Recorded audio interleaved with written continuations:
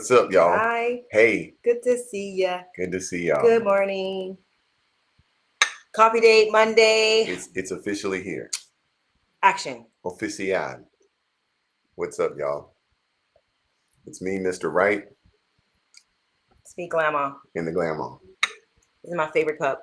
Like, I don't know if you guys can see like how big it is, but this is like a really big cup. Like I can probably put some soup in this cup. It's so big. Like So just the size of the cup, the way it feels, it just like makes me happy. And I don't even think we actually sent out a get ready. No, we didn't. But it's okay. I know lots of people like to check out our replays. So that's really great. We're trying to even see if we're on. Oh, it looks like we are. We got a couple people on. Okay, so today's coffee date Monday. Well, first of all, let's say something before we get into that. Let's say this. We are in a rush today. Yeah. Okay, so. Oh. Yeah. Sorry, that was my voice. So we got our son Judah, who plays for the Vanden football team, Vanden High School varsity football team, decided that he wanted to invite over the defensive line players for something to eat. And yeah, so we're going to feed them today. Linemen. Why couldn't it have been like the wide receivers? The skinny guys. We got to feed the big guys meat. So we're trying to do that. And they just don't want meat. They want sides. And what do they want? They want, what do they want? Baked beans. What else they want? Well, they didn't ask for anything. We are more than happy to feed these guys. We're so proud of them. They did such a great job this year. They had a great year. Went to 2 games in the playoffs. They lost during the second game, but man, we could not be prouder of these guys. And so this is just our way of loving on them. And I've cooked like a couple of things for just a couple of the players, and so it kind of got around to the team. And so they're like, "Please, we want some of you guys' food." So we're like, "Okay, let's do this. Let's cook for these guys." But we're preparing ourselves for like big appetites. Yeah, but I'm excited. I'm so happy to do it. I feel like this is what Thanksgiving is all about. Like it's about like loving on people and giving what you have. And so, man, some food. We can whip up some food in the kitchen and just love on these guys and have them all together. This is the end of their season. For a lot of the guys, it's their senior year. So this is their last football experience. And so I think this is just a great time to kind of get the guys together and let them just bond as a team, a defensive line team. Yeah. Because I don't know really what all that means, but I guess they're the same little, the little section or whatever. So, I think it's real cool that Kai's actually, since Judah, she's always been a 49er fan. She's always loved football. Thank you for admitting that. Thank you. Because this guy swears that I only started watching football or liking the 49ers when I married him. And that is not true. I've always been a Niner fan. She's a 49er fan now. But anyway, she loves the 49ers. And at the end of the day, she just says, hey, I'm a 49er fan. But since Judah started playing football, she started like to learn the game. She'll sit down and watch the game now. Actually, knowing what a fumble is, what's a pick, like pick six, and she's like, okay, what is that? What is that? So I got to tell her all the like who's got he broke his ankle. He broke his ankle. She's like, okay, what does that mean? Is it an injury or what does that mean? So I was like, he got shook, and she's like, wait, shook? Like shook it? So yeah, she really likes football now. Yeah, so yes, I definitely enjoy watching football. Usually I only like to watch when the Niners are playing, though, honestly. If we're talking about NFL, if the Niners aren't playing, sometimes I'm not that interested.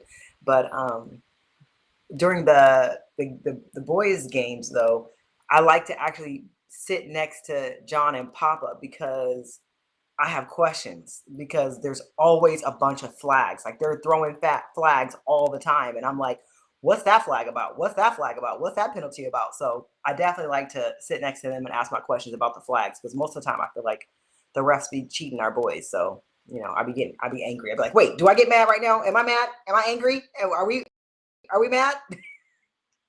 So yeah, it's been fun. It's been a fun year. And can I just be random real quick? You're random all the time. Yeah. Just to let you guys know, I'm just one of these guys, and it's just me. It's just a preference. I love natural hair. I love natural hair on Black women. Oh, here we go. We're getting real random today.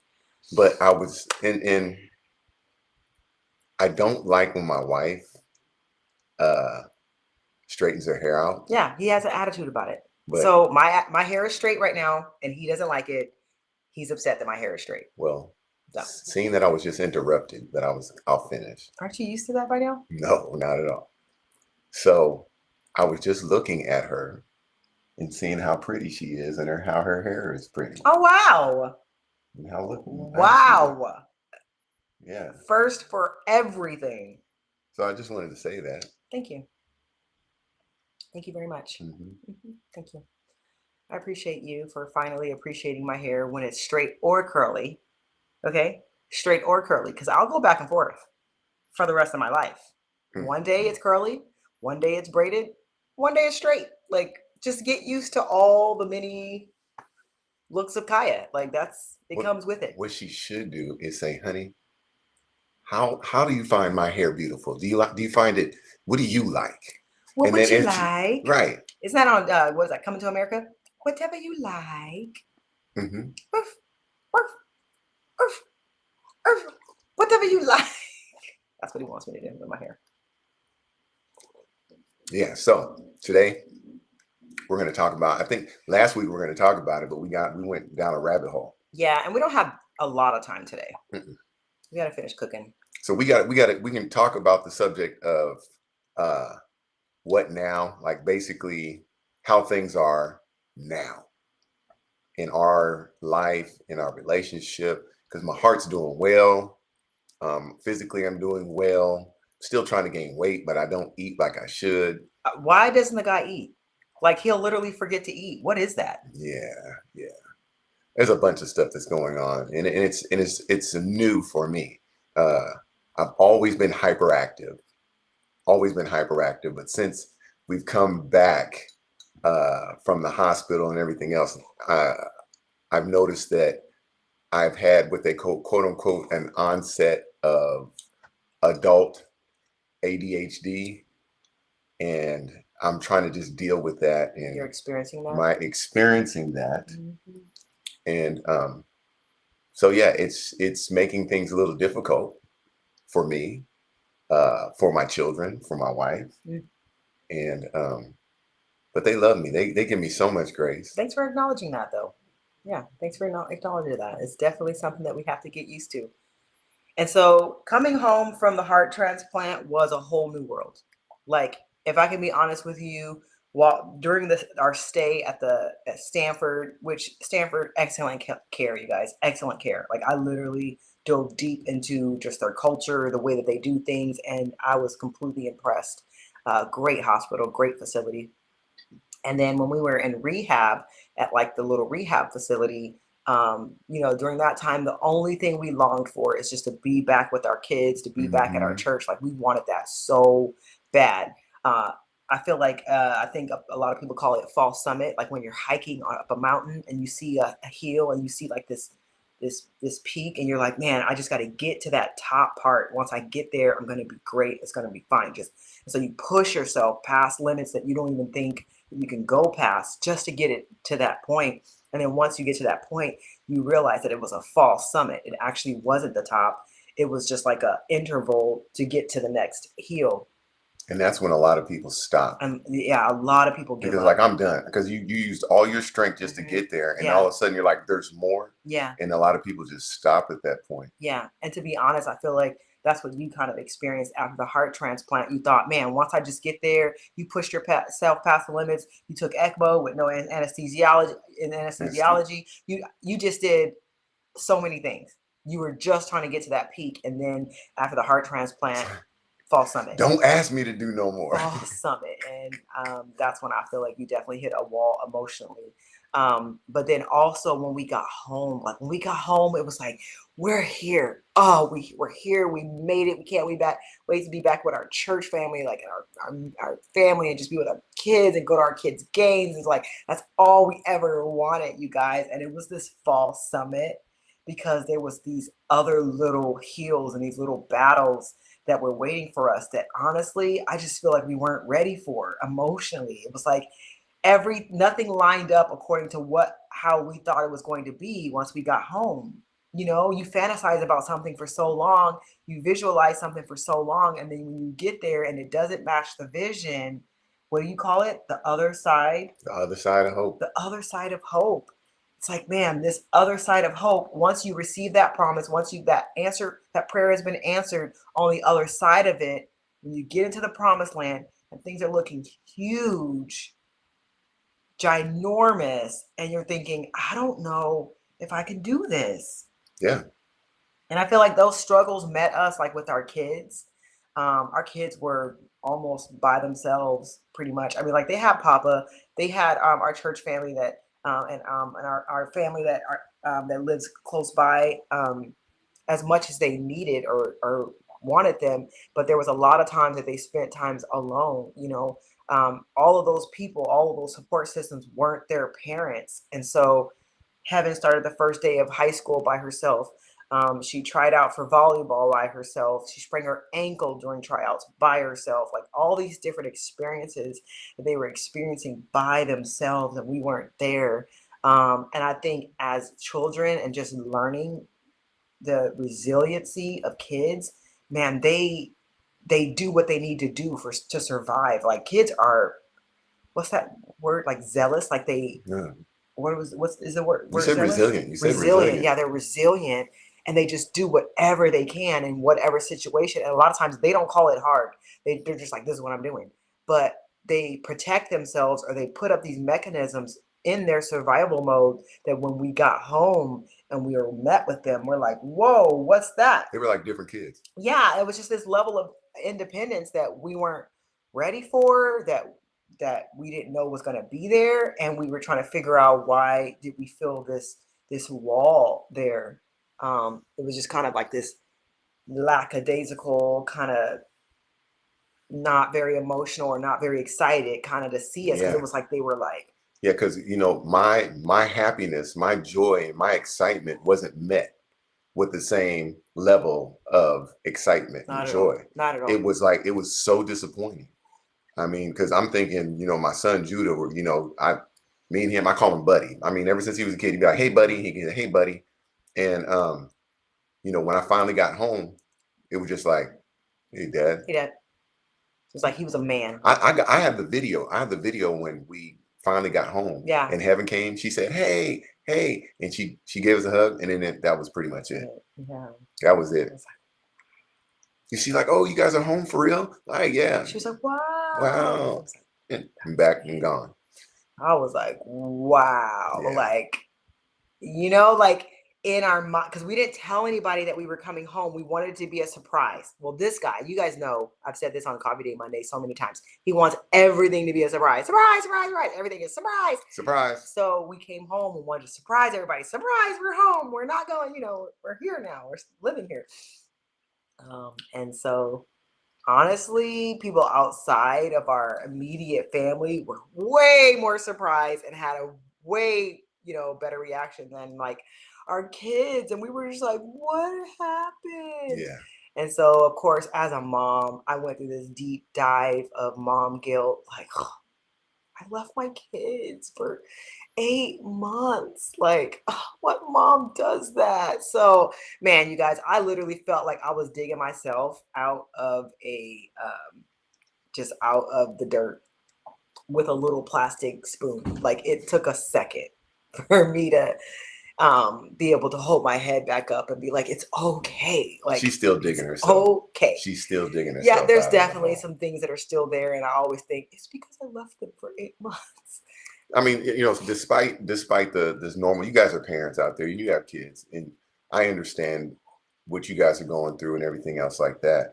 And Kai and I are dealing with it also. But, and I think I said this last week, is the fact that dealing, I hate to use this word so much because that's the way the society is, but trauma, post traumatic stress. And sometimes we don't get help. And we live such busy lives. I mean, personally, I have a therapist. I see a therapist once a week, and it's been great for me. It's been great to help me decompress and think about what's happened in my life and things like that. And but my wife, she tried it, and unfortunately, the way medicine is now, I'm getting taken care of through the VA. Yeah. So I get one-on-one care. For her, it's like, oh, okay, yeah, you went through a lot. Okay, this is what we'll do. We'll put you into group therapy. And group therapy, sometimes you sit in group therapy, and the person that's running the whole thing, they don't know how to stop people from talking. Oh, there's always someone in there that's always just sucking the whole life out of sucking everybody. life out of everybody, and it's all and all the rest of us are just quiet. We're Yeah, just it's like, okay, what am I even doing here? Yeah. And so for me, I've been trying to just pray and try to be as patient as I can for her, because I can see the effects that it's happened with my wife, and I just want to be the husband and the covering for her while she heals, because the same way that she was, this is weird, the same way that she took the place of a helpmate when we got married, she was my helpmate, and then all of a sudden the roles changed, and she didn't just become a helpmate, she was the one that had to take care of everything. So now, believe it or not, I know this sounds weird, but have to be her nurturer and her helper and her strength during these times, so that eventually we can heal completely. And it's not today. Today, I mean, we talked about it yesterday, in the message that happened yesterday. Is about healing. When you get healed, journey of healing. The journey of healing it doesn't start once you're healed. Walk it out. We got to walk it out. We need, once I said, there's physical therapy, there's occupational therapy, and then there's mental therapy. And that's what we're trying to do right now. I mean, I thank God for wise counsel. I thank God for the family of God. I thank God for friends that are there, that don't have to try to counsel you. They're just there to listen, to feel what you're feeling, catching tears, because sometimes you don't have the words to say. No. So there's like nothing anybody can say or do. It's like our healing, the Lord extends healing through his blood, and through the healing is the children's bread. Like that's something that is allotted to us, but we have a responsibility to embrace that healing and to walk that out. And nobody can do that for me, for him, but ourselves. We have to walk out that inner healing. And I feel like it reminds me a lot of another thing that we dealt with and we saw a lot coming home, is that John had to learn that what it was like to be healed, like to have a regular functioning heart. I'm still struggling. Still, like, do you know how many years that he would jump, or wait, my heart, I think it's doing something, and he'd go hook up his blood pressure cup and check his blood pressure, he'd check his vitals, because he knew how to do all that. And that for years that went on. Trying not to eat salty foods, because salty foods, launched him into congestive heart failure. And so now it's like, wait, I can eat this. I can eat this beef jerky if I want. Like I can have this popcorn. So if that took a second, and then even like with bouts of anxiety, or if his heart would race, it's like he's grabbing the heart cup thing. He's checking his vitals. Like, it's like, oh yeah, wait a minute, I have a new heart. And so that outer healing and the inner healing, it really is. The outer healing and the inner healing doesn't always come at the same time. And a lot of times it takes a second for you to kind of balance those out. And especially for you that had to literally deal with some of the inward battles of what a long-term illness does to you. You can't keep walking like you're sick. Yeah. When you see, listen, watch this. When you're healed, that's why Jesus said, get up and walk. Wow. He said, get up and walk. Sin no more. Get up and walk. I think those apostles said that. to the man that was lame from On the gates called Beautiful. From the gates called Beautiful, lame from his mother's womb. That was his name because they didn't give a name. But that's us. We get healed. We've been sitting in our sickness, for so long, and God said, "You're healed. Pick up your bed. That's your place of sorrow and everything else. Pick it up and walk." Wow. And that's what he's telling me even now. Guys, I'm telling you this.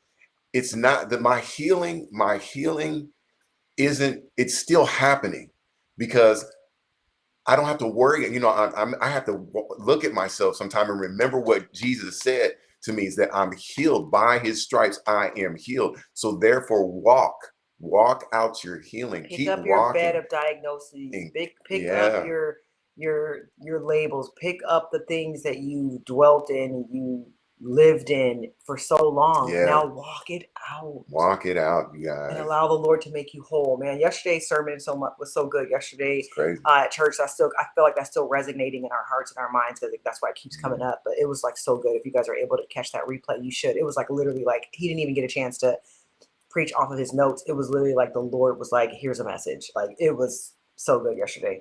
And that was really what it was about. And then so here we are talking about it today. But that's the kind of challenges that we were met with. One, just family challenges, you guys.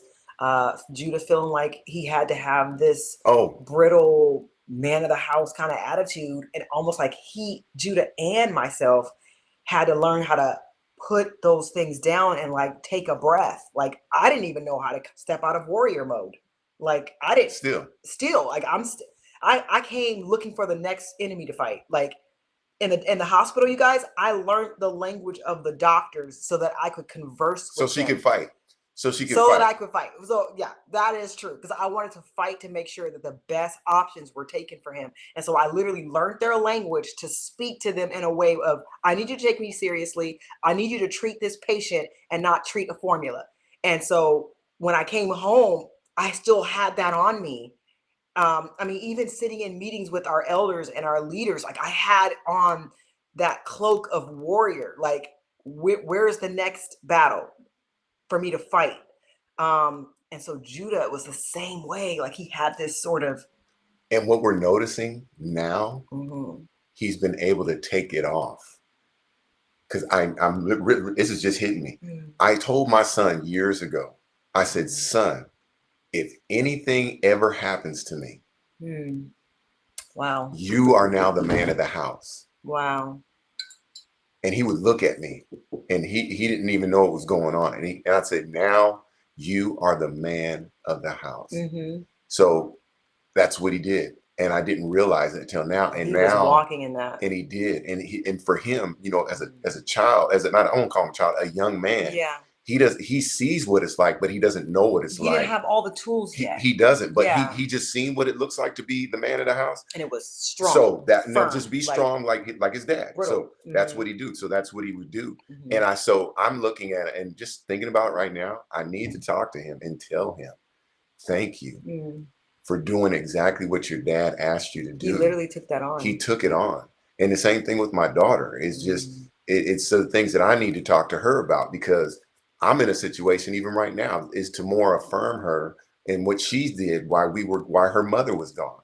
You know, and she's learned how to cook and do all that. Like we were gone, all of a sudden she got so creative and doing so many things. So, I mean, and you guys listen, while we're talking to you right now, we're actually getting this revelation. Yes, and I'm right emotional now. about it. I'm trying to like right now as we're talking is God is just so good for that in this time. So man, wow. So coming home, we didn't expect that. We literally thought that when we left home for the heart transplant, we hit pause.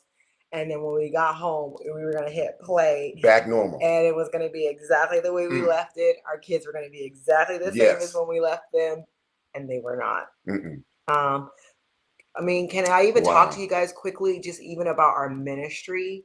It was almost like the same thing. We saw our church grow and blossom.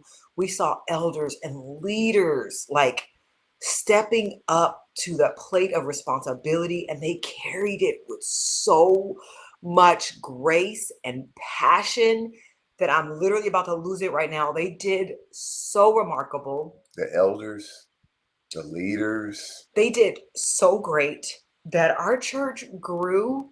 And when we came back, there were so many people we didn't even know. Right. Like, we were introducing ourselves as, hi, I'm Pastor John. Hi, I'm Pastor Kai. We're new here. What's your name? Like, Right.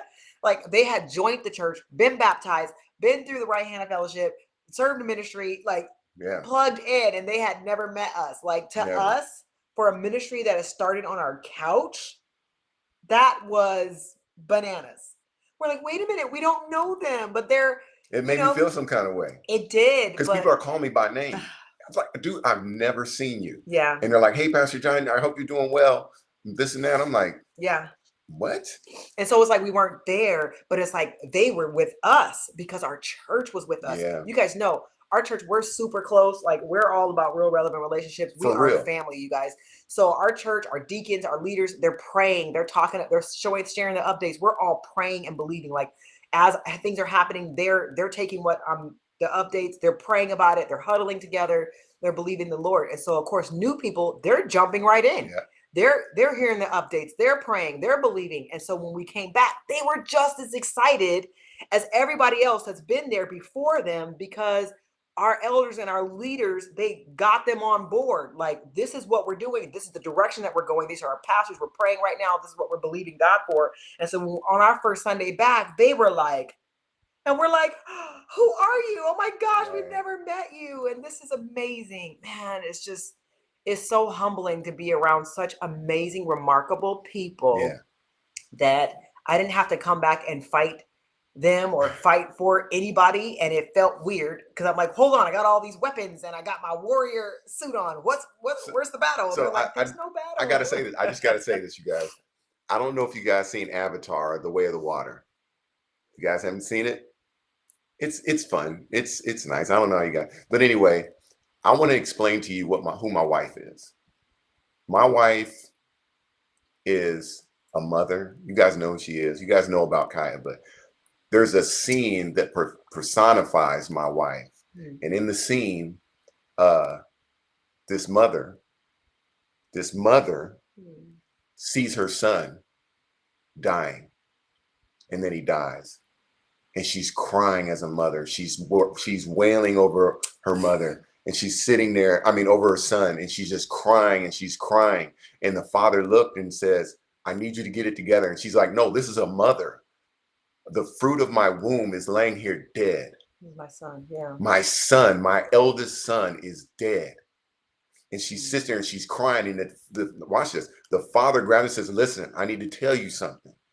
And she turns and looks, and as she's weeping, he goes, they got our girls. The enemy has our girls. Ugh. And she was crying, and she stopped. So powerful. She stopped and she looked, and she basically was like this, say no more. Mm-hmm. She shook off that morning. Shook off her. She said, right now, there'll be another time to mourn. She hit pause on mourning. She put pause on that. She got on her mount. She mounted up. Yep. She got her weapon of warfare and took it to the enemy. Woo. And she took it with a fight like I've never seen in this movie ever. That was so this good. Is what I seen when I saw this movie. I saw my wife saying, my husband is laying here, and the Lord is saying, listen, I need you to get it together. Don't mourn yet. It's not time to mourn. And what she did is she mounted up, and she got on that. She got her weapons of warfare. She got to pray, and she started calling on everybody else to start praying. And that's what she did. But now let's go now to what's happening now. I'm trying to slowly disarm her, to take off that robe and that mantle of a warrior. The warrior's still inside, but sometimes you have your gear on, and I'm trying to just take the gear off. Slowly but surely. I don't know if you guys ever know, this is what people say, they have to disarm people, and that's what I'm trying to do. Is try to disarm. I don't want to fight. Just put down your weapon. I'm here. Have you ever held on to something for so long that it's almost like you and it kind of tether yourselves to each other in such a way that it takes a second to pry it away. Hold on. That's in the Bible. Yes. Okay. Was it? No, I forget who it was. I forget who it was. And he did it with the jaw of a. No, he did. Yes, I know you're talking. We're talking about Samson. Yeah. But there was another guy, and I can't remember. Some of you guys, Bible scholars, no, I think it's in 2 Samuel or in Kings, where he went and fought, and his sword, it was cleaved in his hand. It was stuck to his hand. You couldn't even take it out of his hand because he fought so hard for so long. And I feel like that is what has happened.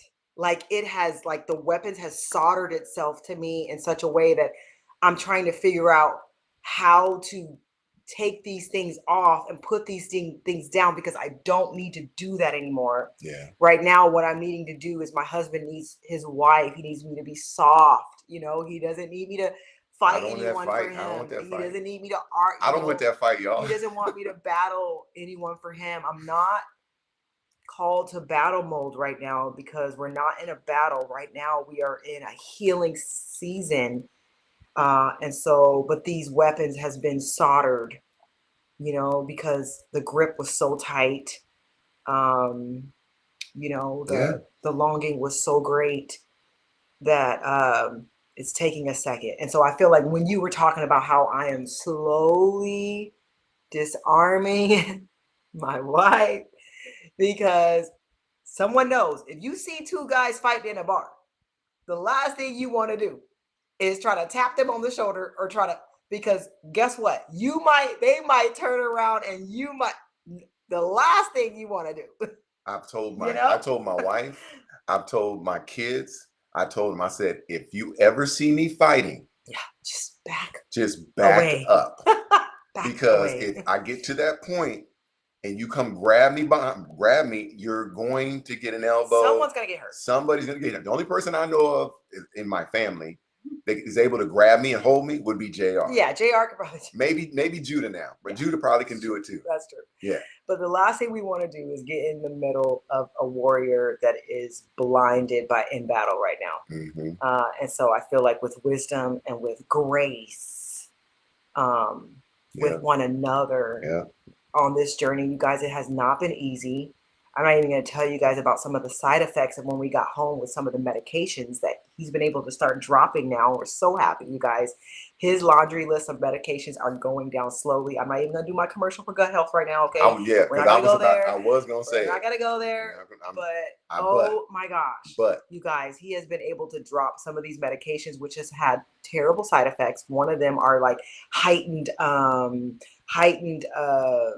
sensitivity. So just you talking about, like, first of all, my cortisol levels, something's going on cortisol in my body. So I'm just sitting there in a state of anxiety for no reason. Yeah.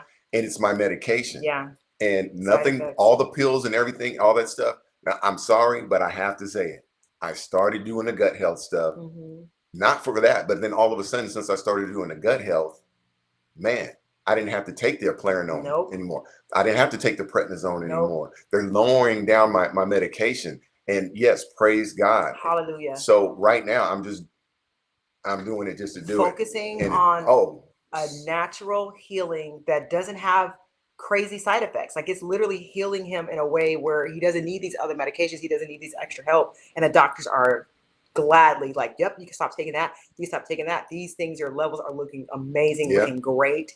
And some of these medications are things that heart transplant patients are on for the rest of their lives because they need the support and they need the help. And I don't tell them, sorry, I don't. Yeah. I don't tell them that I take it, the stuff. I go and do my blood work because I'm supposed to, I'm under the care of the doctor. Let them see the results. I let them see the results and they're like, man, your levels look great. So let's take this away. Yep. Let's see what this looks like. Keep doing whatever you're doing. That's what they'll say. That's what they'll say. Keep doing whatever you're doing. And what I love about our gut health supplements is it's all plant-based. So none of it interferes or disrupts any of his medications. It's literally like you're getting healed by plants. And so, man, I've been just so proud of him. I've been seeing a lot of his brain, mental clarity coming back. You guys don't even know. Which is huge, you guys, since the first stroke. And then after heart transplant with some of the medications, a lot of brain fog comes with a lot of those medications. And of course, as a stroke patient, but a lot of that is coming back. I see him getting sharp, the way he was, quick-witted again with his sarcasm. Yay. So glad that's back. But man, you guys, it has not been easy coming back and being on the other side of hope. But I'm so enormously grateful that the Lord would allow us to see what it looks like on the other side of His promise. Yeah. And yes, it has not been easy, but I'm so thankful that the Lord would answer our prayer in such a way and feel that we were able and capable to keep going, even though we were faced with some of these surprise challenges and battles on the other side. Surprise, surprise. Surprise, surprise. So look, guys, we do have to go. We weren't even going to be this long. So we got to go. We got to go ready to feed these hungry boys. But I do want to say something real quick, you guys. I do want to say this. I want to say that next week I want to talk. We were talking about family, and I know the coffee date of the butchers is usually about couples and things like that. But we want to talk also. I think I guess is probably on the other side of hope, and we want to continue to tell you what's been going on the other side of hope. Yeah. And obviously this is going to be a message and probably a series that's going to happen probably next year sometime. Sounds good. But I just want to tell you guys that, stay tuned. If you guys watching us on YouTube, or if you guys see us on Facebook, or please subscribe. Wherever, please like and subscribe. All that good stuff. Yeah. But please share this also. Share it, please. Share it if you can. Because hopefully we're going to encourage people. It's not about the shares and likes. We're trying to give life. There's so many couples that are going through hard things. Yeah. And honestly, hard things can take couples out when they're not unified in heart and mind. And so if we could share our struggles, some of our mistakes, some of our mess ups, so that some other couples don't have to go through that same pain, man, we want to do that. That's our heart. Like, we love to encourage other couples. And so you guys know, we'll share all our business. This guy will be completely transparent. I think because we'll talk about He'll tell all our business. We'll talk about the difference between how I was before and how I am now. So we could talk about stuff like that. Yeah. And we will, like with me specifically. Yeah. So we'll talk about that. And Bill, I see you, man. Love you too, bro. Thanks so much for tuning in, Bill, and for participating in the comments. We love when you guys especially the guys. Especially the guys. I love to see you guys commenting. We see all your comments. Oh, there's Mikey. Guys. Hey, Mikey Dunham, Mikey Dunham, Tylen, and Melinda, Tony Tolbert. We love you guys so much. Thank you guys so much for tuning in. We will see you guys next Monday. Same time, same bat channel. So we love y'all. See you guys. Take care. Cheers. Cheers.